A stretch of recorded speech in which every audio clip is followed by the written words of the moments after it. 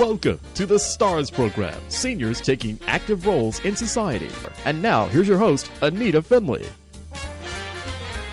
This is going to be a lot of fun, everybody. You know, we've had some serious shows before, some interviews before this, but this is going to be fun. Michael Levin, star of Sinatra, Bennett and Me, and it's coming right here to Broward County. You're going to be able to see him at the Amaturo Theater at Broward Center in Fort Lauderdale. So, calling in, I guess you're in California right now. Yes, I am. And I have to tell you that you can't go wrong when you're going to sing Sinatra. This is true. It's true. I think you're on a speakerphone, aren't you? Yes, but now I'm better. Better, yeah, that's better for us. Okay. Thank No, you. I was just listening. Okay, good. Thank you. So, I would just tell you before you get started that I was a judge at we had a senior contest, and we had about 130 applicants, and there was going to be whoever was the senior idol. And let me tell you, 90% of the men all sang Sinatra. It figures, yeah. So how did this happen for you? As a kid, we're all playing in with the toys and in the sandbox. I didn't say, hey, I want to be Frank Sinatra. That wasn't my thing. It's very funny. I grew up listening to a lot of R&B, rhythm and blues, pop music. I came out to California from Brooklyn, New York, which I'm from, actually born in the Bronx. And I was singing. I never knew I was a drummer, okay? So I grew up with live music and bands and everything. It was great. And I studied and took lessons. I was a real musician.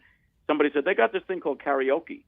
So I went into this karaoke place in West Hollywood. It's called Residuals, because they put residual checks up on the wall from all these actors who've gotten residuals, which is, payment for your work previously done.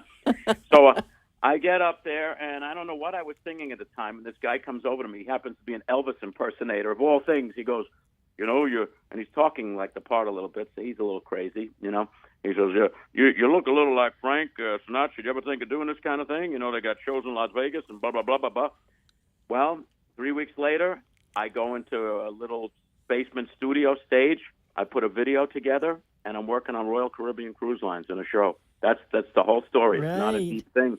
It wasn't my dream. It's just something I fell into, and then I got some cartoon work out of it. I got some voice work. I just happen to be good with a lot of different voices and things as well. I got a very flexible voice, so to speak. Well, I funny? love the reason that you sound so much like Frank is because the one thing that singers don't know how to do is that phrasing, and you're good at it. It's all about that, because you think about it, everybody from that era, really, they all sung the same songs, didn't they? Everybody sung the Frank Sinatra songs. He sung the standards, right? What put him ahead of everybody? What is it? What is it, right? It's all in the phrasing. It has to be, because everybody was doing the same material, pretty much. Right. But it's funny that you did look like him, even from the beginnings. There were just certain characteristics, and now, and as he aged, your hair, everything seems to look the same. Funny. It's kind of funny. And my dad looked more like him. But my dad had a voice, but he never had the guts to do it. It's funny. My dad really looked like him. They used to call him like Frankie or something. I didn't even know that, Kind of weird. It's all a fluke. I just fell into this. Isn't that weird? And it's almost something you can't get out of, because, trying to do other things. It's almost like being typecast on a certain level. But that's why my Sinatra, Bennett and Me, which you will all see, is a lot more than that. Right. So tell us about the Bennett part of this. Yes, I also do like my own little tribute to Tony Bennett, where I don't think I try to sound like him. I try to get the essence of him and his great voice. He's an amazing singer still. He's going to be, I think, 93 this year. And he has not lowered his keys. I mean, I watch him sing, and he's hooked up now with Lady Gaga. He's amazing, because I think the thing that's exciting about him, he's a high tenor, but he's also sounds like he's on the edge. Like, he's not afraid to go for it. He will crack sometimes if he has to. I'm not putting anybody down. It's amazing, because most people play it so safe. That I love he's a great phraser. And the other thing about him, very few times I didn't even catch him singing with big bands. Like Sinatra did very few things with quartets or anything. Right. I caught him on the MTV when his son brought him back. He came back on the forget the show on MTV, and he had a big resurgence. I would say about 15 years ago, and you would think, how did that work out? And it worked out. His career just kicked in like in triple speed, and he sells out the Hollywood Bowl 2 nights in a row here now. It's an amazing career. So that's what I like to do as well, because he's got great songs, and we do it with the trio. You know, we don't even add horns to that, and that's what I picked him on. You know. And so your regular show, when you're doing Sinatra, you have a full orchestra in with you?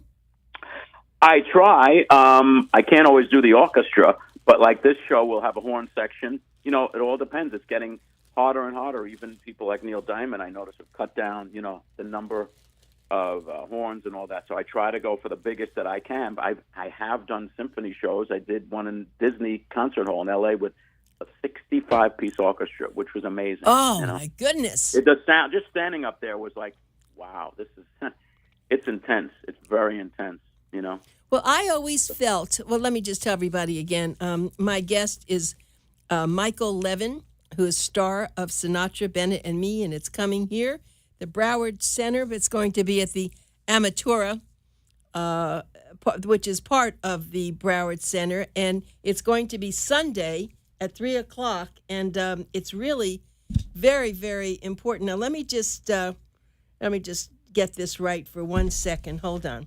I want to make sure that I tell everybody exactly now how they're going to be able to get tickets. That's the most important thing, because we don't want you. That would be good. Yeah. Because otherwise, I'm singing to a couple stagehands. Right. And we want everyone to buy their tickets. People. Right. So let's do that. Okay. Right. So the way to get tickets to this great show, and it's on Sunday afternoon, which is perfect. You know, it's Fort Lauderdale. You can either have brunch first and then go to the show, or do it afterwards. But the way you're going to do it is you're either going to call the Broward Center box office, and you know this is Pencil Talk Radio, so it means you get your pencil out. This is the phone number, 954-462-0222. And I'm going to repeat that, 954-462-0222. Or you can go actually on the website, and that's browardcenter.org/events. browardcenter.org/events. They are also available on Ticketmaster.com. So the thing you have to do is decide you want to go now, because it's this Broward Center is actually located in the heart of the Riverwalk Arts and Entertainment District. You can take a boat ride. It's just a beautiful place, but you want to be able to hear this young guy. I mean, he is so good. I was actually amazed when I heard he was going to do this. I thought, oh, that should be fun. And then I listened. I said, oh, my gosh, that's Frank Sinatra. Come back. So, it really was great. And I really, and as you said, you also do some Tony Bennett. But the most important thing is that you live here, or you live in California? I live in California, but I'm a New Yorker by trade. But I've been out here a long time, California. But don't hold it against me. We won't. But this is a great thing that you're doing. So let's talk about, what's your very favorite song that Frank sang? What do you like the best? Let me think. And I may not do it in the show, believe it or not, because maybe it holds a special meaning. I don't know. It's kind of weird. I think All the Way. That might be it. Ah. I got a couple sappy ballads. I like those sappy ballads. I don't like the fast. I do them, but I just like those. There's another song called Don't Worry About Me, because it goes all the way up and down the scale, and it shows he had amazing lows, in his voice. The bass, I'm pretty much a high tenor, and the fact that I can hit those is pretty amazing, And I learned it from one of the guys who in the Jordanaires. I was working in Las Vegas, and who sung with Elvis, and he told me how to hit certain notes, and he had the low, and it was just great, and it was great, The beginning of My Way is very low, and now he says to me, Michael, you put an H in front of it, because I could, and think about that. You're in radio. Yeah. No, you don't open that A. You don't open those vowels. I don't want to give all my secrets away here. Okay, don't give your secrets away. I can't carry a 2 note, so you don't have to worry about me. Okay. but I wanted, seriously, so you like that. Now, Of course, coming from New York, everybody goes crazy with New York, New York. Right. That's the thing. But when I was in New York, I wasn't doing this kind of music. That's the funny thing. I played it in bands and stuff, but it wasn't my thing at the time. Right, you were a drummer. Right, and I was a singing drummer, but I wasn't set on Frank Sinatra. It only happened when I came out to California, you know. You were a singing drummer? Yes, so I could play very good drums, and then I realized I can sing. I always, you know, I'll sing while I play the drums, and eventually I became a front man, a band leader, a little stand-up comedian. So, yeah, but I started like that, and they used to, the band leaders used to pick me up. I was 15 years old at my parents' house. The drums were stacked in front of the building higher than me, and then all of a sudden I was playing drums, then I'm singing a couple rock songs, then I'm doing the whole gig, and I think I was getting $10 for it. Oh. And the music teacher, he was my music teacher. It was funny. He was telling my drum teacher, he was telling my mother, well, it's for the experience. My mother goes, he's got no experience. I think you should start paying him now. You know? Because they were booking me as a full-time player. You know, they were getting a full fee on me. It was funny. I was exploited as a child, you know. But you sound like you sound like you were a child prodigy with this, though, because you... I think so. Yeah, I think, you know, rhythm, and then I taught drums to kids. Rhythm and pitch are two things I think you're born with, you know. Tell me, go back to your dad now. So he looked more like Frank Sinatra than you. And he had a radio. He would have been great on radio. He had like your type of thing. Listen to your voice. You're good. Yeah, he was very good. Mike, I'm taking away your allowance. Everything sounded so official with my dad. I mean, that's it, you know. Oh my goodness, that's it, you know. But so he and I saw he had a set of drums in my aunt's house, but I don't think he ever went through it. It's a shame. My dad had the looks, he had the voice. Isn't that interesting how I picked it up?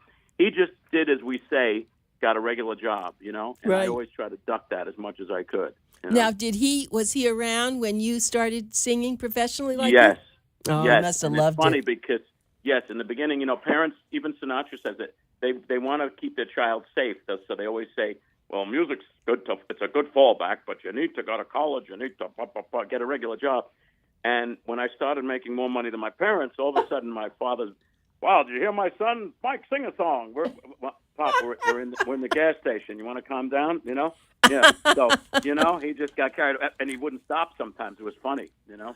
Yeah. Oh, my goodness. It was great. They were very proud, and I got to take my parents to, you name it, Las Vegas, here, there, cruise ships, film sets. So they got to see a lot of good things, you know? So, Michael, it sounds like you have quite a shtick. So when you're doing this, you do a lot of this funny stuff on the stage, too, don't you? God, I hope they laugh like you do, Anita. Otherwise, I may have to get that real job, you know? No, you won't. You know? Because I'm competing with a lot of Florida shtick, perhaps, but maybe they haven't heard mine, you know? By the way, I just want to tell this for the record. I used the B, Michael B, by the way, Levin, just only because when I joined the Screen Actors Guild, there's already a Michael Levin. He's up there. He's been on a soap opera for years. I think he's about 90. So the issue was you can't have two people with the same name. So my middle name technically is Bennett. But I didn't want to change my name, so I use Michael B. Just so you know. I'm glad you mentioned it. I didn't see this anywhere. So Michael B. Yeah. Okay, good. No, because I heard you say that. So that's it. Okay, so now it's Michael B. B. Levin. Right, Michael B. Levin. Or as they sometimes tease me when I'm in a show, there's Michael B. 12. Or there's Bennett looking to get in it. Oh, it goes on and on. Oh, my goodness. You know? That's wonderful. And so do you have children? No children.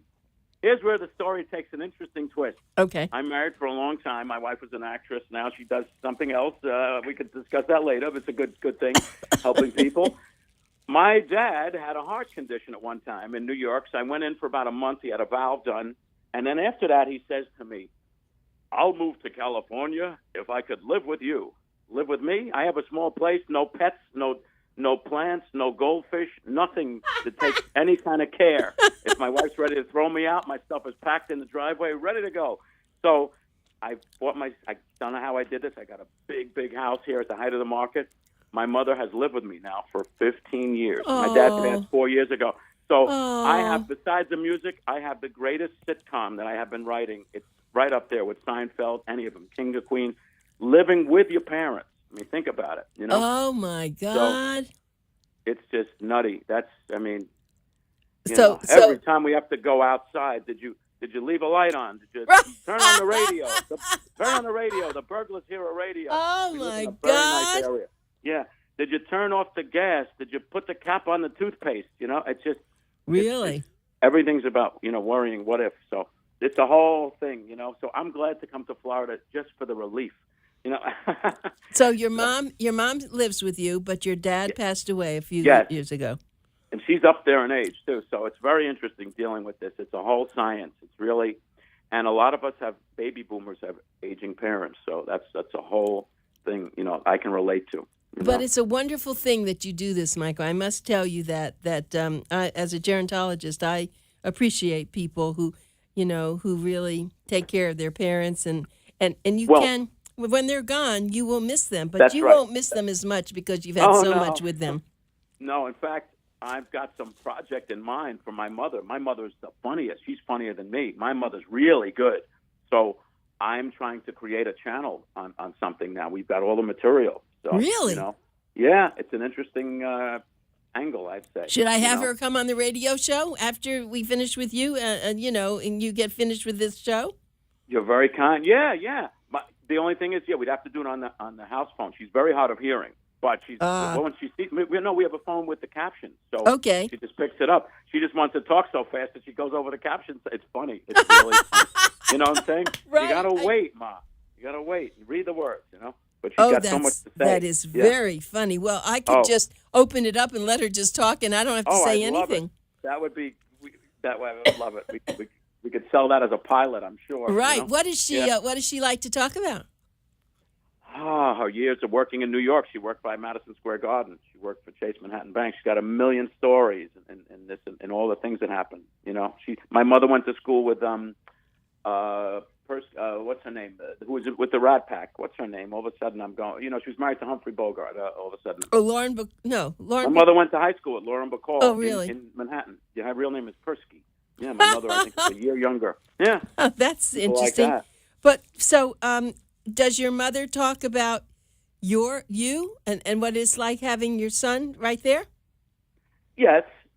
In good ways and bad ways, depending on what mood she's in. You can imagine. Yes, my son. Depending on the day or the mood. Right. Frank Sinatra, my son. Right. Sinatra, my son. Yeah. Funny. Yeah. I do have a question though. This is a little bit. This is business questions. Then, are you able to use his songs? So far, yes, because most of the venues, I would say, I'm not recording them. As long as you're not recording, pretty much the way I understand it, and I have several attorney friends in the family. As long as the halls, they're paying the ASCAP rights on that. So that's how that works. I see. And if you record them, it's different. You have to go through the Harry Fox agency and all that stuff. I understand. Okay, so that's the way it works. All right, but because I know that you can't play it on the radio without having to do something, but that's good. Right. Yeah, and I'm not shooting for that anyway. If anything, it was going to be original songs. Got a couple of those, in the swing thing, in the R&B vein, Because some of those songs, I don't want to do those songs over. People do that. Everyone has an album of swing songs. You notice that now? Yes. Yeah. But Michael B. Levin is the person you're going to want to see, and it's coming up Sunday, and it's this Sunday. So it's really important that you get that on your calendar. Cancel anything else you were going to do because you're going to love this. And so tell us how you start your show. Yes. Well, I'll probably start with a no big intro. I don't do any fanfare. I have by the way, I also have a Rat Pack show. I have a Sammy Davis. I have a Dean Martin that we go all around the country. And when I do that, I have a big fanfare. I'll come out simple, and I will build from there. I'll start with Sinatra, Tony Bennett. I'll take the audience all over the place. I will do Frankie Valli. You'll see the range of stuff that I do. I'll take you on Soul Train. We'll take a ride on the Soul Train. I think you'll be pretty amazed at the body of material that I cover that most people cannot cover. I say that unabashedly. Okay, but you're not doing that on this Sunday, are you? Yes, I am. Oh, yes. You are? That's the me part. See, that's me. Ah. Sinatra, Bennett, and me. This is great. Yeah, this is going to be so wonderful. Have some fun. Yeah. This This is going to be great. Now, tell me about the clothing. So he wore some very distinctive things, and do you emulate all that? I try. Well, I had a very good costumer here who passed recently. He was a fan, and he would take me into his place where they do all the big movies, and he'd say, 1963 Sharkskin. You know, I mean, he would know, you know. So it was incredible. I'll probably have some type of a combination vintage tux that's laced with a little bit of modern in it for this show. But I've got the sharkskin. And you learn about the shawl collar, the thin collar. Yes, it was a distinct look. You can't just go to the store and get a regular tuxedo. They wore the skinny pants, which are all coming back. These styles are coming back now. It's interesting for men, the skinny, you know. So it's not stuff you can buy off the rack. In fact, most of the time, unless you have it made, you have to go to what they call a vintage store, which means used, you know. But, you know, hopefully it wasn't off a body somewhere. But probably was. Yeah. The chalk marks are around it, you know. But no. But you know, that's the thing. So it's not that easy to find sometimes when you, especially if you're doing a lot of shows in a week. Like I did 8-9 shows in Las Vegas. I had a couple outfits to choose from, you know. And that was good. But, yeah, the costuming is very important. I studied that, and I work with costume people because there is a distinct look. Yeah. He had style, you know. They wore cufflinks. It's a whole different thing. Exactly. What about having a drink on stage? Didn't he used to have a drink that he would drink? Yes. And amazing. He was very coordinated. I'm a drummer, and I can play both hands, both feet.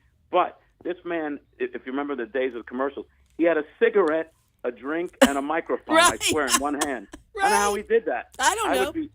It would be on my lap. I mean, it would be unbelievable. The mic would fall on the floor. And he was like the most coordinated, and he was so cool at it. He could also sing and smoke and take a breath in between. I'm not a smoker. I use those fake cigarettes. They have powder. You know, we had to use those in Las Vegas. They don't like you to use real cigarettes anymore. In the old days, they did, you know. But I don't know how he could do that. He would just take an inhale and then take a phrase, you know. I mean, on the slow ballads, like Angel Eyes and things like that.